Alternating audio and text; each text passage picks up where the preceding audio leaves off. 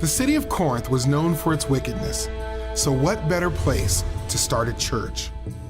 Paul started the Corinthian church and stayed there for about 1.5 years. Then he traveled on to keep preaching the good news of Jesus. 6 years later, Paul heard that the church in Corinth was struggling.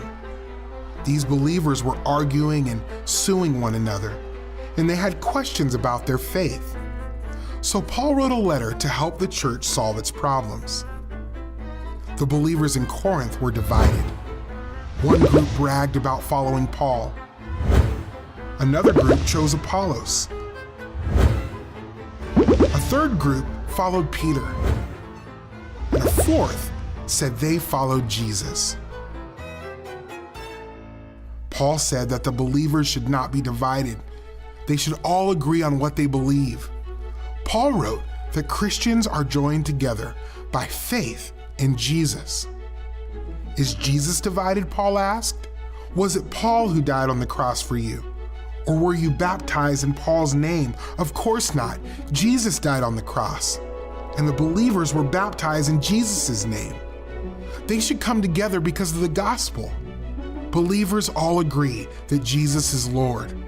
So Paul said they should get along and love one another. Paul explained that the good news about Jesus seems foolish to those who are lost, those who do not believe in Jesus. But to those who believe, the cross is God's power. Many people think they know a lot, but what they know is worldly wisdom. They do not know God, and to them, the good news about Jesus is foolish.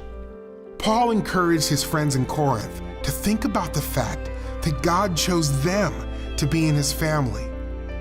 God did not choose anyone because of that person's wisdom or power or family. Paul said that God saves people who trust in Jesus. No one can earn salvation, so no one can brag about being saved. If the Corinthian believers wanted something to be proud of, they could be proud of Jesus and what he has done. Paul told believers in the Corinthian church to come together because of the gospel of Jesus. He reminded them that Jesus saves sinners. Because of Jesus and what he has done, believers can humbly come together as one body.